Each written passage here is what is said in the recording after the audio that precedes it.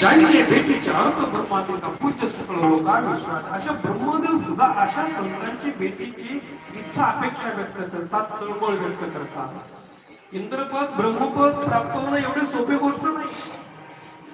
इंद्रपद प्राप्त करायचं झाल्यानंतर 100 यज्ञ करावे लागतात आणि ते बिनचूक मंत्र जप त्यातून घडायला मंत्र हे बिनचूक स्पष्ट उच्चार यायला हवे.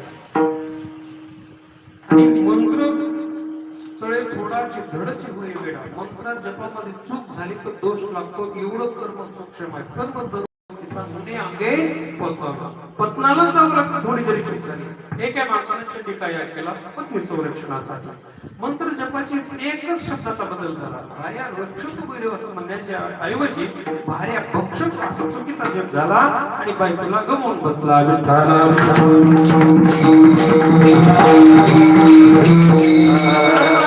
सूक्ष्म आहे.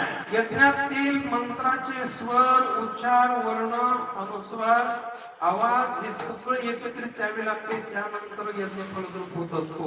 यज्ञ सफलता होणं एवढी सोपी गोष्ट नाही. अशा 100 यज्ञ घडावे लागतात. त्यानंतर इंद्रपद प्राप्त होतं. सात्विक कर्म करावं लागतं आणि एवढा इंद्राचं वर्णन माऊली ज्ञानेश्वरीमध्ये करतात. स्वर्गाचं वर्णनाचं मौलीने स्वतः ज्ञानेश्वरीमध्ये वर्णन केलेलं आहे. जे राजधानी भुवन अमरावती विद्येसिद्धीची भंडारी अमृताचे कोठारी जे गावी किनारे कामधेनूची न मरण सिंहासन हे स्वर्गामध्ये. इंद्राला बसण्यासाठी ऐरावत आहे. देव दानवानी समुद्र मंथन करून त्यातून ऐरावत निघाला. तो बसण्यासाठी इंद्राला आहे. विद्येसिद्धीची भांडारे अमरक्षणासाठी कोठाऱ्याची कोठारे कल्पतरूच्या बाग आहे. कामधेनूचे कल्पचे कल्प आहे.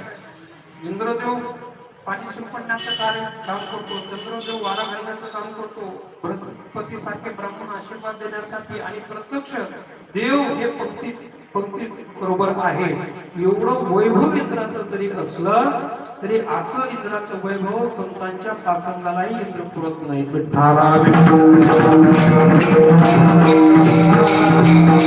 त्यापेक्षा इंद्रपद प्राप्त होणं कठीण आहे. त्यापेक्षा ब्रह्मपद प्राप्त होणं कठीण आहे. एक तर 3 गोष्टीचं दुर्मिळ जगतामध्ये आहे.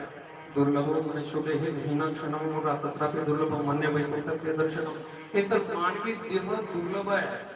एक आंधळा खडकावर भगवत भजन करत असताना आंधळ्याच्या काळीमध्ये अचानक कावळा सापडावा तर आम्हाला हे देव दुर्लभ प्राप्त होत असतो.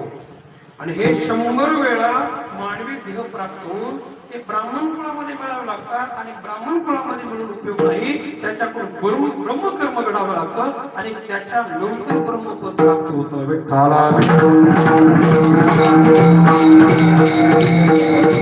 ब्रह्मपद जरी असला तरी त्यालाही संतांचं महात्म्य कळालं नाही. शेवटी ब्रह्मस्वरूपानं तो झाला. भक्त आनंद वर्तला. संत महात्म्यांची सेवा करण्यासाठी संतांचा महिमा करण्यासाठी असा ब्रह्मदेवाला सोपन व्हावं लागलं. देवालाच पूजले का तो पूज्य सकळ लोक विश्वास झाले.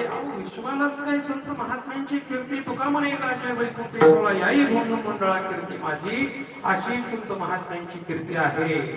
स्वतः भगवान परमात्मा म्हणतात माझ्या ठाई जे पवित्र पडलं ते भक्ताच्या निमच जाणं या लागी भक्ता मागे मी आपण धावे चरण रेणू बंधावया.